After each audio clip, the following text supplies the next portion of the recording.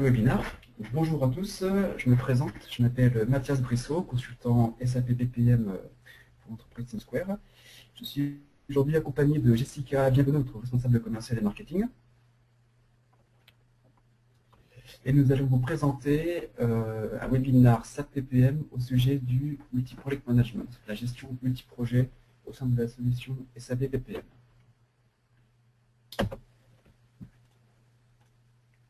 Donc, le déroulement du webinaire se fera comme ceci, donc il va durer environ 1 heure, avec une présentation de 45 minutes sur le sujet de la gestion multi-projet et 15 minutes en fin de séance dédiée à vos questions-réponses.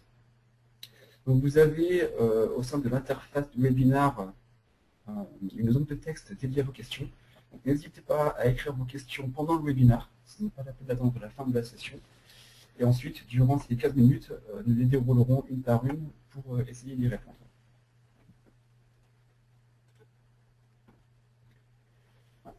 L'agenda du jour, rapidement, Jessica va vous présenter TeamSquare, notre société de consulting et les différents métiers et prestations que nous effectuons. Et ensuite, je poursuivrai avec la présentation du webinaire en tant que tel sur la gestion multi-projet dans SAP PPM au sein de 3 fonctions maîtres qui sont les tâches miroirs, les sous-projets et les programmes. Enfin, je vous évoquerai l'intégration avec des outils tiers, et notamment Microsoft Project, pour aussi gérer des projets de différentes sources. Et enfin, comme dit précédemment, une session dédiée à vos questions et réponses.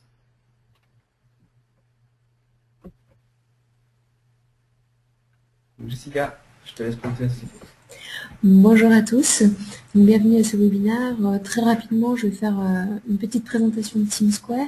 Donc, TeamSquare, on est une société spécialisée en conseil en gestion de projet.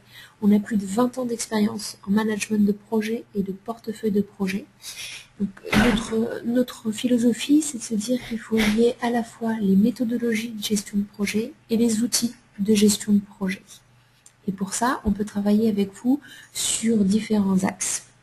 Le premier, c'est l'axe de conseil pour améliorer au quotidien votre gestion de projet.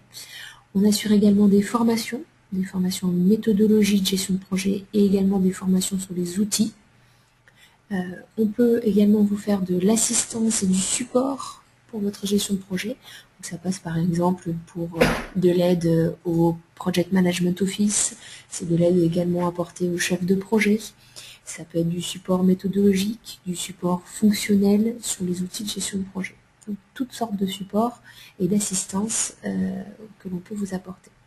Et enfin, on a également une équipe technique qui peut réaliser des développements spécifiques afin d'ajouter des interfaces, des add-ons sur les différents systèmes d'information projet. Nous avons un savoir-faire reconnu donc depuis plus de 20 ans par nos clients et également par nos partenaires. Et la grande nouveauté de ces derniers mois, c'est qu'on est maintenant partenaire d'SAP pour SAP PPM. Donc on est le premier partenaire en France sur SAP PPM. On est très fiers de ce partenariat et on est très fiers également de la certification que Mathias a obtenue sur SAP PPM. C'est fort de ce partenariat qu'on vous propose ce webinaire pour mieux comprendre SAP PPM et toutes les fonctionnalités que cet outil propose.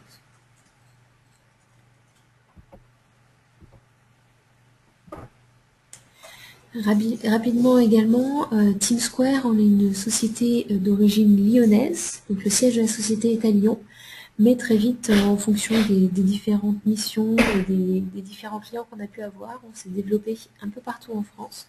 On a également une agence très importante sur Paris, place de la Bastille, puis une agence également dans le sud de la France, près de Sophia Antipolis.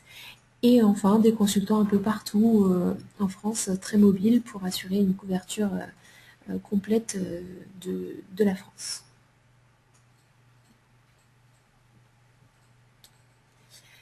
Pour terminer, quelques références de TeamSquare. L'objectif de ce slide est de vous montrer que chez TeamSquare, on travaille avec tout type de clients, aussi bien des PME que des grands groupes du CAC 40. On travaille aussi bien avec le secteur public que le secteur privé. Donc le panel est extrêmement varié, les missions que nous menons sont extrêmement variées. L'objectif est toujours le même, c'est d'accompagner nos clients à améliorer leur gestion de projet au quotidien, aussi bien à travers les méthodologies que les outils de gestion de projet. Voilà très rapidement pour la présentation de TeamSquare. Mathias, je te redonne la main pour nous présenter SAP PPM. Merci Jessica. Donc tout d'abord, une petite introduction pour remettre dans le contexte la solution PPM. Donc PPM signifie Portfolio and Project Management. C'est une solution d'SAP qui a été développée au milieu des années 2000 qui permet de faire un suivi à la fois opérationnel, décisionnel, financier de son portefeuille de projet. La solution se sépare en 3 domaines principaux. Tout d'abord, en haut, le domaine du portefeuille de projet, qui est une vision macro de votre portefeuille de projet, dans lequel les portfolio managers pourront faire des saisies budgétaires high-level, suivre à ce niveau l'ensemble des coûts, des demandes en ressources et comparaison avec les budgets de tout le portefeuille de projet, et faire également des simulations et des priorisations. Le deuxième domaine principal, en bas à gauche, est le projet opérationnel. C'est là où le projet va être exécuté avec une planification plus détaillée des tâches, avec des affectations en ressources, des demandes de ressources et des simulations de planification dans le temps pour suivre son projet opérationnel. Enfin, en bas à droite, l'aspect financier. Donc la solution PPM s'intègre à l'ERP d'SAP, c'est une des forces de la solution, avec pour but de pouvoir consolider à la fois les coûts budgétaires, les coûts engagés, planifier, les saisies des temps, des ressources sur les projets, et d'avoir une consolidation financière complète. Ces 3 domaines communiquent entre eux. Grâce à l'intégration forte des SAP, différents indicateurs peuvent remonter au niveau du portefeuille du projet pour le portfolio manager, également au niveau du projet opérationnel pour le chef de projet, et également pour les financiers, pour leur tableau financier de consolidation. Donc, chaque population va avoir ses propres dashboards, ses propres indicateurs pour faire le monitoring opérationnel, financier, en termes de ressources de leur projet. Aujourd'hui, on va faire un focus sur les projets opérationnels, sur l'exécution des projets, et voir comment, au sein de ce domaine, on peut gérer une communication et une gestion interprojet. Au sein d'une entreprise, et spécialement les grandes entreprises, de multiples projets sont lancés chaque année. Donc, il y a des petits projets, des projets de taille moyenne, et des gros projets, voire des programmes. Ce qui fait qu'il y a beaucoup de projets, beaucoup de personnes responsables de projets, et la communication entre ces chefs de projet, ces projets, et les informations autour des planifications n'est pas chose aisée. Avec un gros volume de projets, on peut rapidement perdre l'information et ne plus savoir quels sont les véritables plannings de chaque projet. Donc pour cela, PPM propose plusieurs solutions pour remédier à ce problème et partager l'information pour un meilleur contrôle de l'ensemble de nos projets. Les 3 fonctions que je vais présenter aujourd'hui sont les tâches miroirs, les sous-projets et les programmes. Donc grâce à ces différents découpages, on peut, dans le cas de projets compliqués, améliorer la visibilité et avoir un meilleur contrôle de nos projets. Dans chacun de ces scénarios, il est important de noter que des notifications sont envoyées aux différentes personnes responsables en cas de changement de planning dans le projet. Donc, en plus du partage de l'information, on peut également s'échanger des notifications pour que chaque personne soit informée en temps réel des modifications des différents plannings.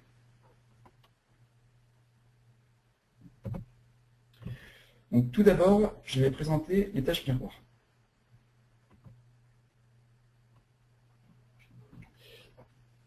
Donc, une tâche miroir va être utilisée par un chef de projet lorsqu'il est intéressé par une information de planning d'une tâche appartenant à un autre projet. Donc, dans ce cas-là, il peut, dans son projet, à droite, le projet dépendant, créer une tâche miroir, et cette tâche va faire référence à une tâche originale appartenant à un autre projet.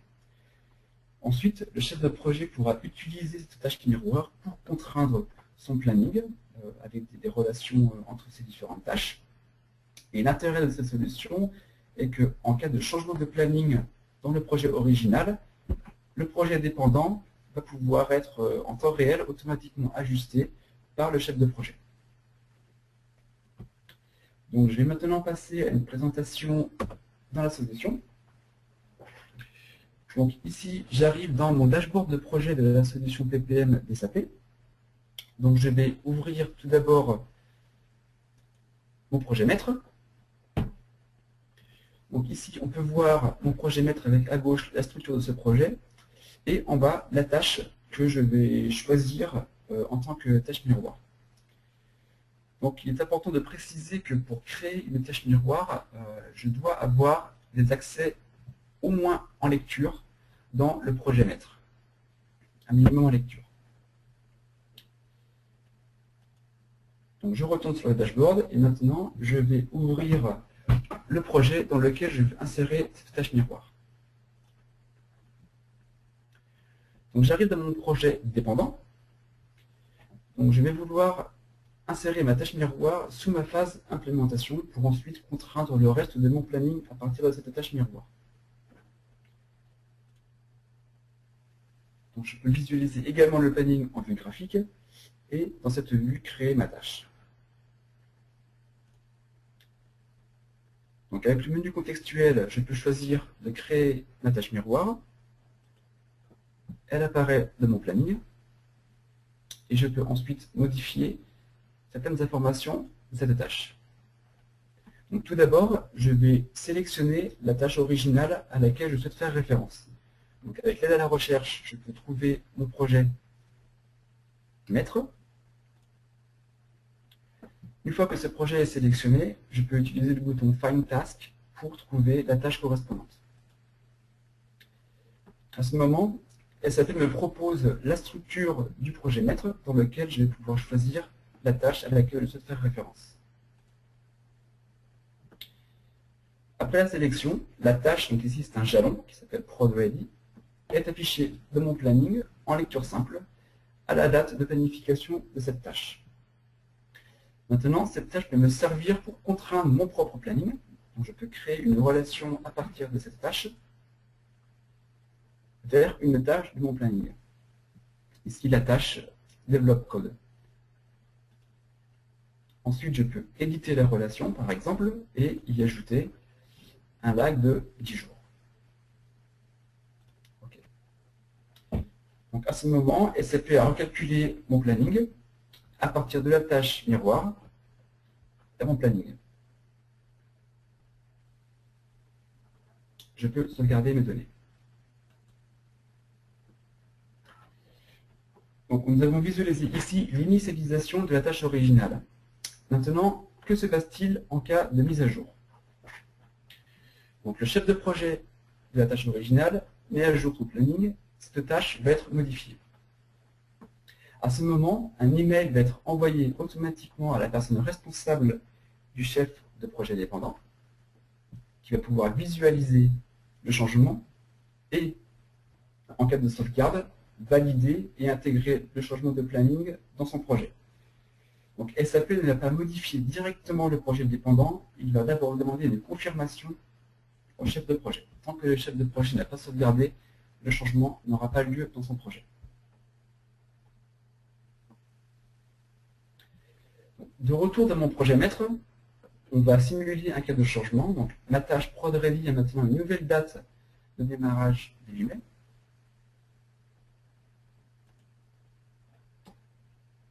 À ce moment, une notification est envoyée à la personne responsable du projet dépendant avec des informations sur la tâche originale, des informations sur ma tâche contrainte de mon projet. Des liens sont proposés pour visualiser directement les projets impactés. Donc je vais visualiser maintenant mon projet. Lorsque j'ouvre mon projet, tout d'abord, un message d'alerte apparaît indiquant que les dates de la tâche miroir ont été mises à jour et que je dois sauvegarder mon projet pour intégrer ces changements dans mon planning. Donc on voit bien ici que ma date a été décalée début mai. Par contre, mon planning est toujours planifié fin mars n'a pas encore été impacté.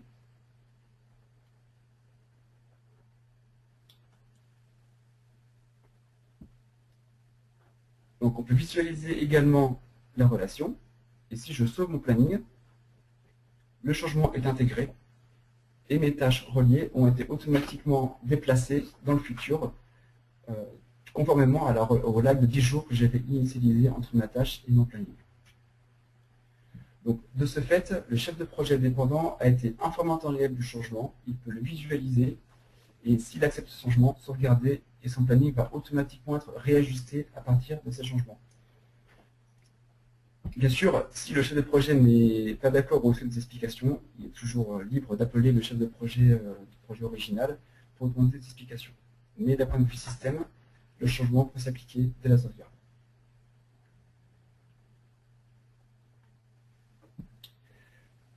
Pour résumer sur les tâches miroirs, un chef de projet peut créer une ou plusieurs tâches miroirs dans son planning, à condition qu'il ait à minima les droits de lecture pour ces tâches. Des notifications sont envoyées entre les personnes responsables en cas de changement de date dans ces projets. La tâche miroir ne peut pas être modifiée manuellement, donc c'est uniquement de la lecture simple. En cas de conflit dans les projets, le conflit va apparaître de manière graphique dans la vue graphique. Cependant, la personne responsable du projet dépendant peut modifier certaines données de la tâche miroir, comme le libellé, les statuts, les relations, etc. Donc, il est important de noter que la modification va s'appliquer sous la tâche miroir du projet dépendant, mais pas sur la tâche originale, qui, elle, va rester propriété du projet original.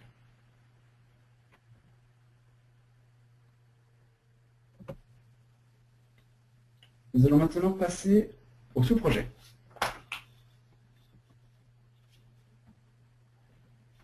Lorsque les projets deviennent plus complexes ou plus importants, on peut avoir des cas où le chef de projet souhaite déléguer une partie du projet à une autre personne ou un autre département, ou bien, tout simplement pour une meilleure lisibilité, il peut souhaiter découper son projet en plusieurs sous-projets. Donc grâce à cette fonction de sous-projet, on peut répondre à ce besoin. Donc, cela se traduit par un projet maître qui va porter l'ensemble des sous-projets, et ensuite, une ou plusieurs tâches de ce projet maître peut faire référence à un sous-projet, afin d'avoir un meilleur découpage de l'ensemble des activités.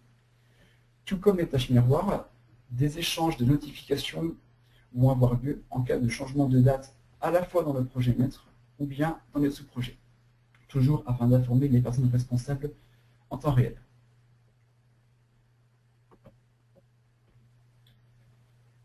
De retour dans mon dashboard projet, donc je vais ouvrir mon premier sous-projet. Donc c'est le projet d'upgrade que je vais vouloir intégrer en tant que sous-projet dans mon projet maître. De la même manière que pour les tâches miroirs, un prérequis est d'avoir accès dans ce sous-projet à minima en lecture simple. Une fois que j'ai les accès pour ce sous-projet, je peux retourner sur mon dashboard, ouvrir mon projet maître, et ici, choisir d'y intégrer mon sous-projet.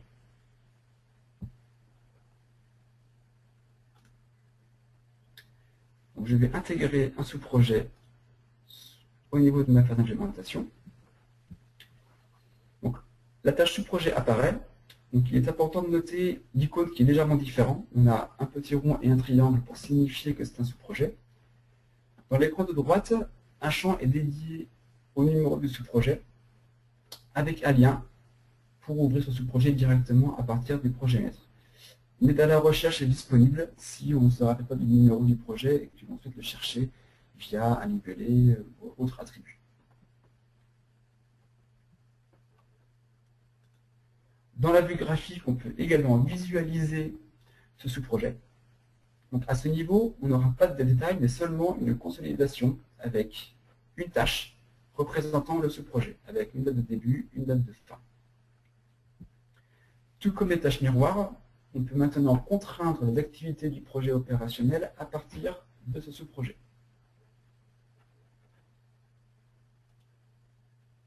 Je peux créer une relation à partir de mon sous-projet qui va contraindre le début d'une activité suivante.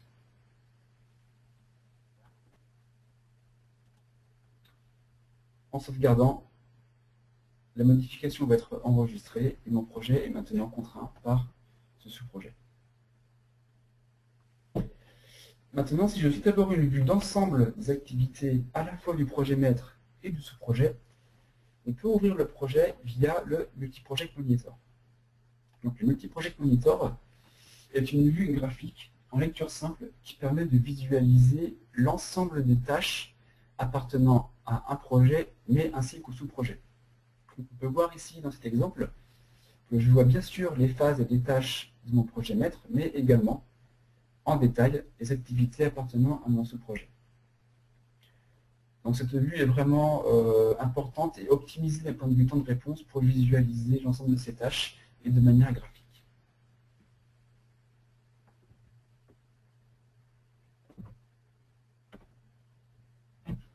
Pour résumer au niveau des sous-projets, donc un chef de projet peut créer un ou plusieurs sous-projets dans son planning, à condition qu'il ait à minima un droit de lecture pour ces sous-projets. Des notifications sont également envoyées entre les personnes responsables des projets maîtres et des sous-projets en cas de changement de date dans le planning. La personne responsable du projet maître ne peut pas modifier le sous-projet, à condition qu'il ait des droits d'écriture, mais s'il a uniquement un accès en lecture simple, ce sera la personne en charge du sous-projet qui va vraiment maîtriser le planning du sous-projet. Les dates de sous-projet peuvent être modifiées manuellement, il n'y a pas d'ajustement automatique. Par contre, des alertes vont apparaître dans le projet maître en cas de conflit. Et ensuite, ce sera à charge des différentes personnes responsables de s'entretenir et de résoudre le conflit. La personne responsable du projet maître peut à tout moment décider de consolider les données du sous-projet à l'aide d'une fonction copy subproject data. Donc pour des outils de performance, le système ne va pas en temps réel consolider à chaque instant les données, mais à la demande, le chef de projet peut choisir de consolider l'intégralité des données des sous-projets. Donc grâce à cette fonction, on peut facilement découper les projets en plusieurs sous-structures pour faciliter le monitoring et la lisibilité du projet.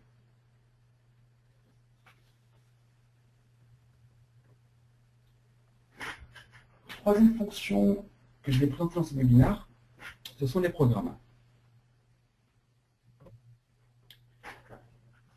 Donc les programmes vont être utilisés dans le cadre de gros projets ou d'initiatives regroupant plusieurs programmes.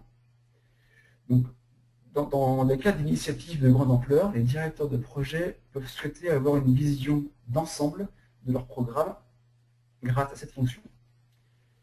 Donc la spécificité du programme, contrairement au sous-projet, est que uniquement les phases composent la structure du projet. Il n'y a pas de tâches, de livrables, ce sont uniquement des visions par phase. Chaque chef de projet va recevoir des notifications également en cas de changement de date au niveau du programme. Donc l'intérêt est vraiment d'avoir une vue macroscopique de l'ensemble des projets par phase.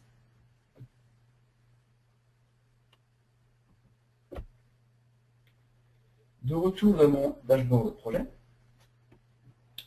je vais ouvrir un programme et y affecter mes projets.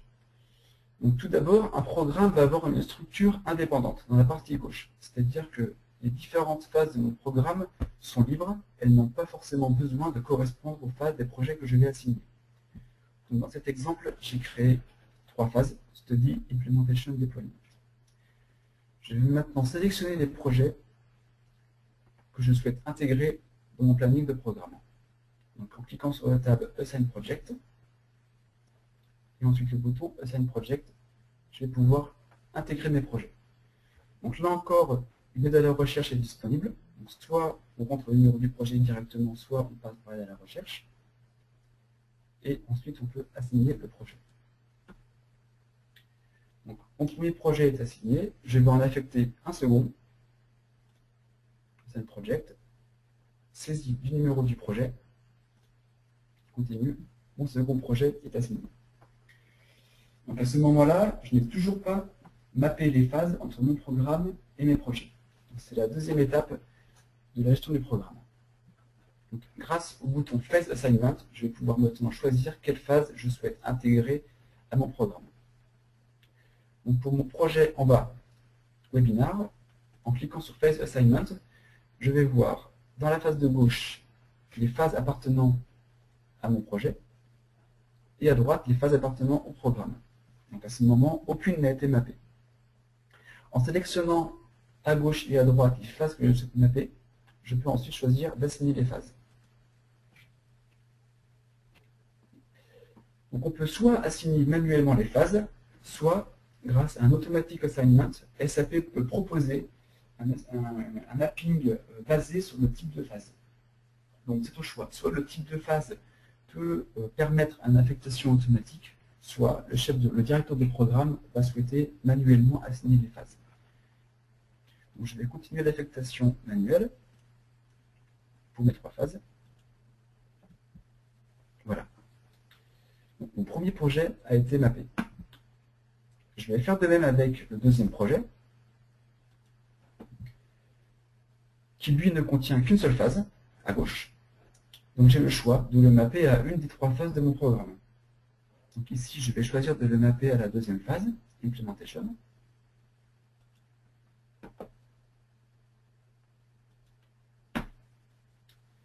Voilà, donc à ce moment, les 2 projets sont affectés, ainsi que les phases.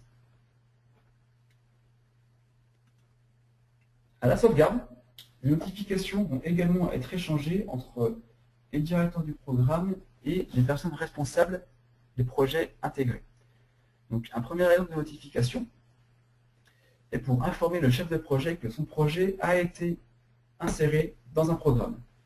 Donc on y retrouve les informations de date du programme et du projet, et toujours avec un lien vers le programme et un lien web vers le projet. Une deuxième notification peut être envoyée lorsqu'il s'agit de l'affectation des phases. Donc là encore, les personnes responsables du projet et des phases vont recevoir une notification pour les informer que leur phase a été insérée et affectée dans un programme. Là encore, on retrouve les dates du programme, les dates de la phase, ainsi que de liens vers le programme et le projet en question.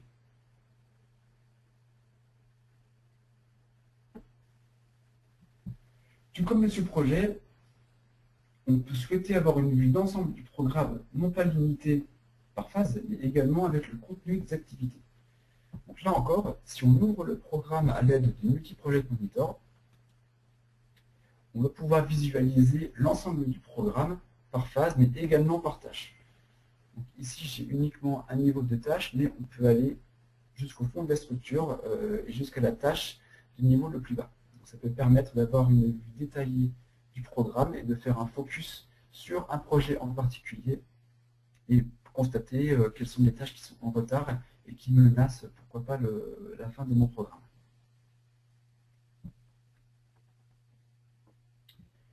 En résumé, donc un programme ne contient ni tâches ni livrables, mais uniquement des phases. Afin de souvenir à ce besoin de vue macroscopique. La structure du programme est libre et ne dépend pas des phases assignées. Le directeur de programme peut choisir sa propre structure et ensuite y affecter les phases selon sa volonté. Un chef de programme peut assigner un ou plusieurs projets dans son planning à condition qu'il ait à minima les droits de lecture dans ses projets. Les notifications sont envoyées entre les personnes responsables du programme et des personnes responsables des projets assignés en cas de modification de date ou d'affectation du programme. Et tout comme les sous-projets, la personne responsable du programme ne peut pas modifier les données des projets assignés s'il a uniquement les droits de lecture. Par contre, s'il a un droit d'écriture, il pourra bien sûr modifier les sous-projets. Mais si ce n'est pas le cas, c'est là bien encore le chef de projet qui reste maître de l'exécution de son projet.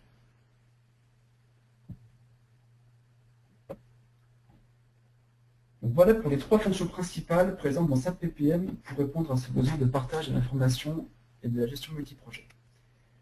La dernière partie de ce webinaire va être consacrée à l'intégration avec des outils tiers et notamment un focus sur MS Project. Donc, les clients, les fournisseurs, parfois même différentes organisations au sein de la même entreprise travaillent avec des outils différents. Ils n'ont pas tous le même outil de planification. Afin toujours d'avoir une seule base commune d'informations, SAP PPM propose d'intégrer à partir d'outils tiers l'ensemble des plannings et de les consolider au sein d'SAP dans une même format, une même base de données. Donc, les différents formats supportés sont des fichiers Microsoft Project Server, client, XML ou Excel. Donc, grâce à une table de correspondance, SAP est capable d'intégrer ces projets au format PPM. Donc, je vais faire un rapide focus sur le paramétrage pour expliquer comment cela fonctionne. Dans le paramétrage PPM de la solution, il y a une zone dédiée à l'intégration à Microsoft Project.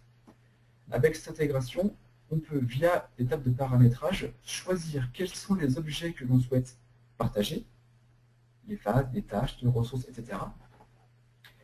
Et ensuite, grâce à une table de mapping, on peut facilement mapper les champs Microsoft Project d'une part, au champ SAP PPM d'autre part. Donc avec un mapping de 1 pour 1, avec un transfert direct. Si on a besoin de règles de conversion, de règles métiers particulières, il est toujours possible d'y affecter une règle de conversion dans le paramétrage. Donc ceci pour vous illustrer qu'on peut facilement intégrer des données project, soit telles quelles, soit en les convertissant à un format particulier.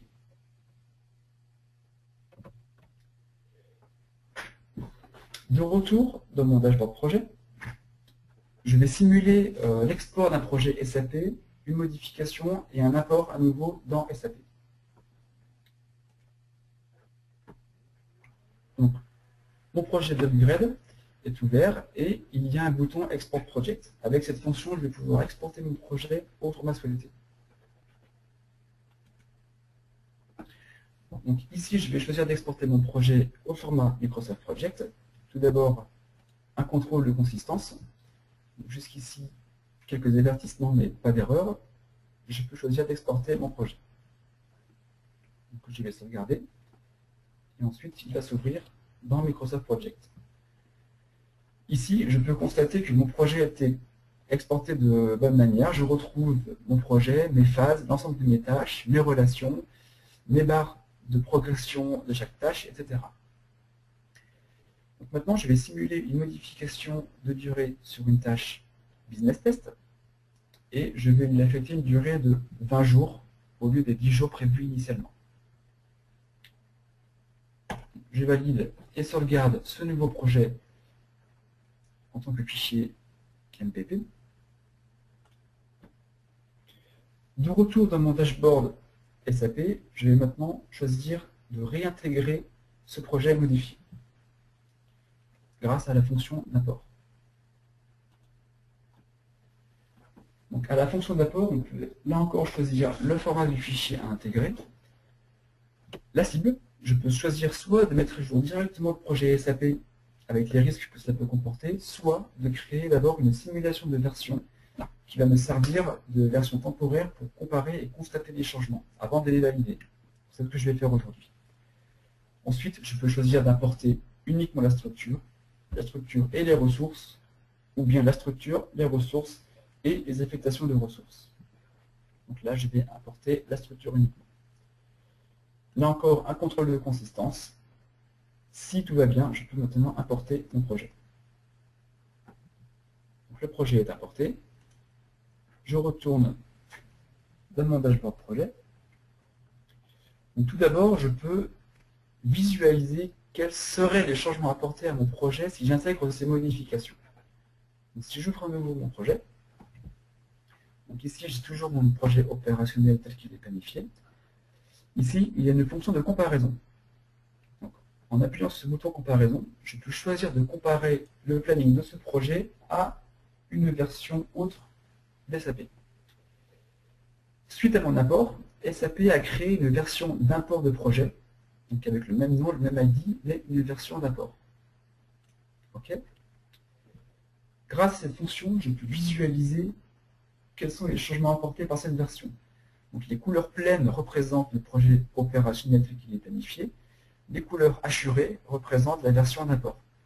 Donc ici, je vois bien que jusqu'à aujourd'hui, pas de changement. Par contre, à partir de février, certaines tâches ont été rallongées et en conséquence, mon planning global est rallongé d'environ 2 semaines. Donc, en tant que chef de projet, je peux choisir oui ou non d'intégrer ces changements. Si je souhaite intégrer ces changements car ils sont pertinents, je peux choisir maintenant le mode réconciliation. Donc, je vais retourner sur mon dashboard. Dans le menu à gauche, choisir le menu version. Le menu version permet de travailler sur les différentes versions des projets dans SAP, que ce soit des versions de simulation, des screenshots, des versions d'import. Ici, je vois que ma version d'import est importée. Je vais appeler la fonction de réconciliation. Dans le menu réconciliation, je visualise mes deux structures. À gauche, ma version d'import, qui est ma dernière version incluant les modifications, et à droite, ma version actuelle de mon planning tel qu'il est dans la base SAP. Pour chaque objet, on a différentes catégories d'informations. Les informations dédiées au project element qui vont contenir les dates, les durées, les libellés, etc. Les informations relatives au statut, aux documents, etc. Pour chaque type d'information, SAP va afficher un icône qui illustre si ces éléments ont été modifiés par la version ou s'ils sont toujours identiques. Donc l'icône vert signifie que l'élément n'a pas été modifié et qu'il est identique entre les versions d'import et la version actuelle. L'icône jaune est un peu particulier. Le triangle jaune représente des modifications, mais uniquement sur des attributs qui ne peuvent pas être modifiés. Donc, ça peut être des ID techniques, des statuts inchangeables également. Donc, en général, cette icône jaune signifie que l'élément n'est pas fondamentalement changé. Il est également possible de modifier la façon dont l'icône apparaît. On peut très bien décider que les triangles jaunes n'apparaissent pas pour éviter toute confusion. Enfin, l'icône rouge représente des vraies modifications de planification. Donc, ça peut être un libellé différent, une durée différente, des relations avec d'autres tâches qui changent, etc. Ici, je constate bien que mes deux tâches régression test et business support test ont été modifiées.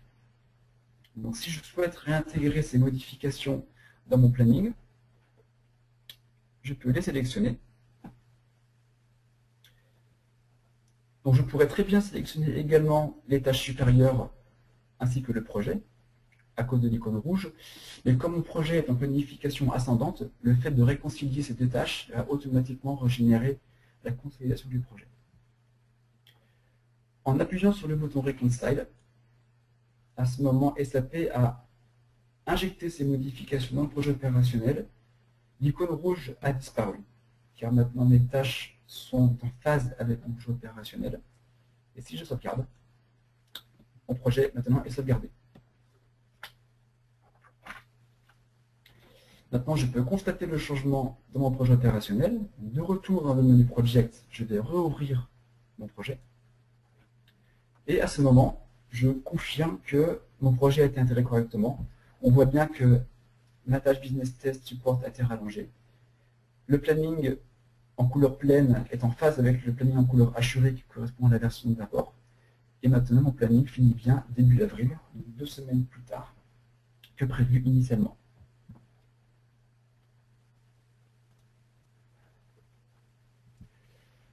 En résumé, donc les fonctions d'import-export entre SAP PPM et MS Project sont livrées en standard, avec possibilité de mapper les champs via un paramétrage simple. À l'import d'un fichier MS Project, le chef de projet peut importer soit la structure du projet uniquement, soit la structure et les ressources, soit l'ensemble des informations, la structure, les ressources et les affectations des ressources aux différentes tâches. À l'import d'un fichier project, le chef de projet peut choisir soit de mettre à jour directement son projet avec la nouvelle version, soit créer une version temporaire du projet, une version d'import, afin de ne pas écraser directement son projet opérationnel. Enfin, les fonctions de comparaison et de réconciliation permettent au chef de projet de vérifier les modifications apportées à son projet avant de les valider ou non.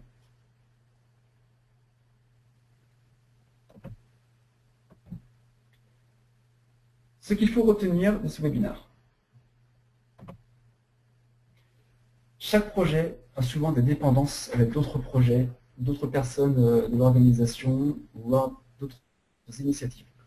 Afin de supporter ce besoin, SAP PPM propose 3 fonctions principales, qui sont les tâches miroirs afin de partager les informations d'une tâche appartenant à un projet. Des sous-projets qui permettent de décomposer les projets en plusieurs sous-ensembles pour faciliter la lisibilité ou tout simplement pour déléguer une partie du projet à d'autres personnes. Et enfin, les programmes qui permettent une consolidation globale de plusieurs projets, de plusieurs phases. Donc à des fins pour les directeurs de programme d'avoir une consolidation globale de leur projet. La vue Multi-Project Monitor est une vue optimisée qui permet de visualiser l'ensemble des projets et de leurs activités dans une seule vue graphique. En cas d'utilisation d'un outil tiers de planification au sein de l'entreprise, il est possible d'importer les projets de plusieurs outils tiers dans la base SAP PPM grâce aux fonctions d'import, que ce soit des fichiers Excel, XML, Project, Client ou Server. Toujours afin d'avoir une seule base unique d'informations dans SAP PPM.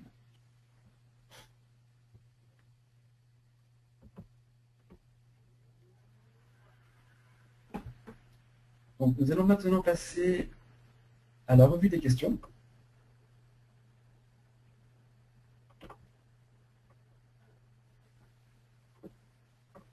Alors, première question. Une tâche miroir ne s'affiche qu'en jalon. Première question. Alors non, dans cet exemple, effectivement, j'avais choisi d'afficher un jalon en tâche miroir, mais on peut assigner n'importe quel type de tâche. Donc ça peut être une tâche d'un jour, un jalon, ou une tâche qui dure 10 jours, 20 jours, 30 jours. C'est au choix du chef de projet. Deuxième question. Les autorisations peuvent-elles être gérées à partir d'une structure organisationnelle ou une relation hiérarchique afin de ne pas avoir à les gérer projet par projet? Alors oui, il y a plusieurs modes d'autorisation dans PPM. Donc on peut avoir des autorisations globales dans la solution. On peut par exemple autoriser une certaine population à avoir accès à un certain type de projet ou à un certain groupe de projets. Cela peut également être géré en s'appuyant sur une structuration organisationnelle HR. Par exemple, des personnes appartenant à tel département peuvent également avoir accès à des projets de ces départements, ou bien manuellement via l'onglet autorisation présent dans le projet que j'ai montré aujourd'hui. Donc en fonction des besoins, on peut adapter la gestion d'autorisation dans la solution.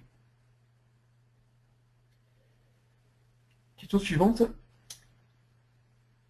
Les phases sont des objets à définir dans les plannings. Alors oui, SAP PPM est une solution qui est vraiment structurée par phase. Donc c'est un élément presque incontournable. Donc un projet peut avoir des tâches assignées directement en dessous du projet, mais si on souhaite aller plus loin dans la structuration du projet, la phase est un élément obligatoire dans les plannings SAP PPM. Et c'est pour cela que les programmes ensuite permettent de consolider les données des projets par phase. Question suivante, l'intégration PPM MS Project se fait avec SAP ECP ou non? Alors, SAP ECP est un connecteur produit par SAP qui permet effectivement d'intégrer les données de Microsoft Project vers le module PS. Donc là, on parle d'éléments d'OTP, de WS Element.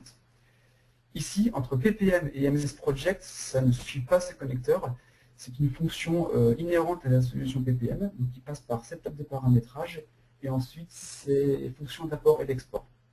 Donc SAP ECP couvre uniquement l'intégration avec PS, l'intégration en PPM est couverte par cette fonction native d'import et d'export.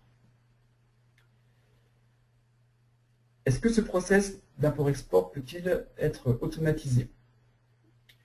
Alors, de manière native, non. C'est une intégration et un export manuel. Après, on peut très bien imaginer la création de rapports ou de routines qui peuvent être exécutés pour simuler l'import et l'export des projets, mais ce sera considéré comme un développement annexe et pas partie intégrante de la solution native SAP. Est-ce que la fonction d'apport fonctionne également à partir de Project Server? Alors, oui, c'est-à-dire qu'on peut importer des données avec des fichiers clients ou bien des fichiers serveurs. Donc, les deux options sont disponibles. Donc, toujours à partir des SAP, on peut choisir d'exporter et d'importer au format souhaité en fonction du besoin. est-il possible de gérer des buffers avec SAP PPM? Alors, si je comprends bien la question, c'est de pouvoir garder en mémoire les projets. Alors, les projets sont sauvegardés dans une base de données. Et entre différentes sessions, on ne peut pas garder en mémoire vive ou en buffer les projets. Les solutions proposées pour avoir plusieurs versions de projets vont être l'utilisation de versions soit de simulation, soit de snapshot. C'est-à-dire qu'à tout moment, un chef de projet peut choisir de sauvegarder son projet dans une version index, qui ne va pas impacter son projet original, mais être enregistré dans une autre version. Ce qui peut lui permettre de travailler dans une version temporaire, sans pour autant impacter son projet original. Une fois que cette version temporaire est jugée convenable ou est validée par le chef de projet, il peut choisir de la réintégrer dans le projet original.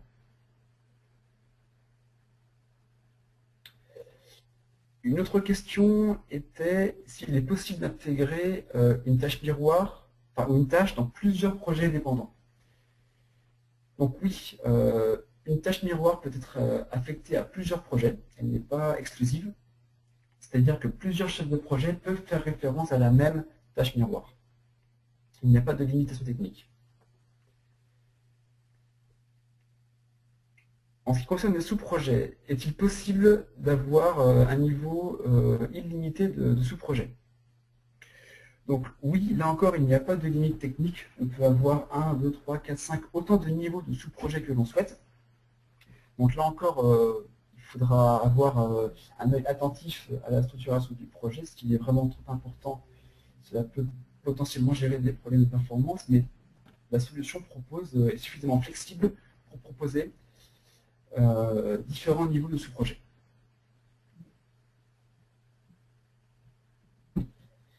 Sur les programmes, est-il possible d'affecter, faut-il avoir une seule phase affectée à une phase, ou peut-il avoir plusieurs phases assignées?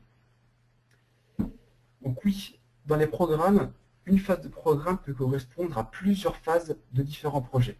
Donc c'est un des intérêts, il est possible de consolider plusieurs phases différentes, distinctes, au sein d'une seule et même phase du programme, si elles font partie de la même phase de ce programme.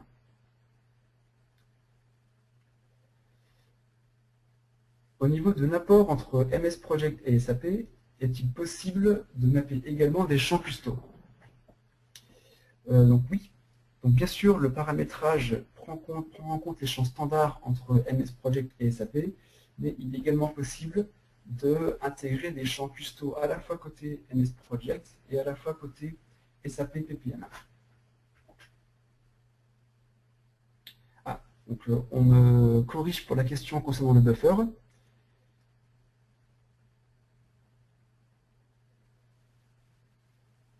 Donc la question était liée au buffer en tant que réserve de travail entre un projet et les sous-projets liés. Donc avec des tâches qui ne sont pas de durée identique. Alors, si on retourne dans le cas des sous-projets, donc un sous-projet est géré de manière indépendante. C'est-à-dire que le PM peut choisir de contrôler son projet à sa façon. Il peut faire le choix de garder un buffer à la fin de son projet s'il veut assurer ou garder un travail en cas de dérive. C'est-à-dire que le projet maître ne va pas contraindre le sous-projet. Même si au début le projet maître affecte un sous-projet et va récupérer des tâches du sous-projet, la personne responsable du sous-projet est toujours libre de rallonger les durées. Donc dans ce cas, en cas de conflit, des alertes vont apparaître dans le projet maître, mais le sous-projet ne sera pas contraint. Donc le chef de projet est vraiment libre de contrôler son projet, même s'il est affecté à un projet maître.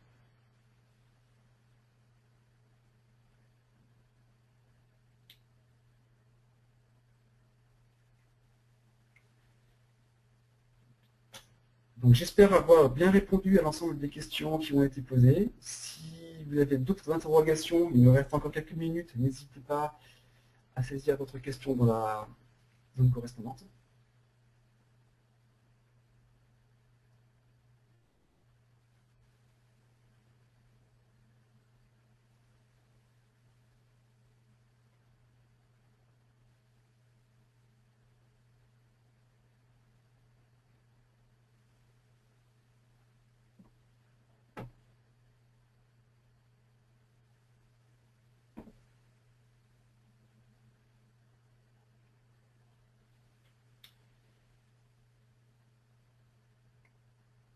Donc apparemment, on n'a pas de questions supplémentaires. Donc, merci beaucoup à tous pour votre participation à ce webinaire. Donc, en cas de questions complémentaires ou si vous souhaitez nous contacter, n'hésitez pas à contacter soit Jessica, soit moi-même. Nos coordonnées figurent en première page de ce webinaire. Nous enverrons également nos coordonnées à tous les participants par email à la fin de ce webinaire. Également, cette vidéo sera diffusée sur notre chaîne YouTube. Donc n'hésitez pas à la visualiser de nouveau, la partager avec vos collaborateurs s'ils sont intéressés par le sujet. Jessica, est-ce que tu as quelque chose à ajouter? Non, rien de plus à ajouter. Merci à tous de votre participation et on se retrouve très vite pour un nouveau webinaire sur SAP PPM. Merci à tous, bonne journée. Au revoir.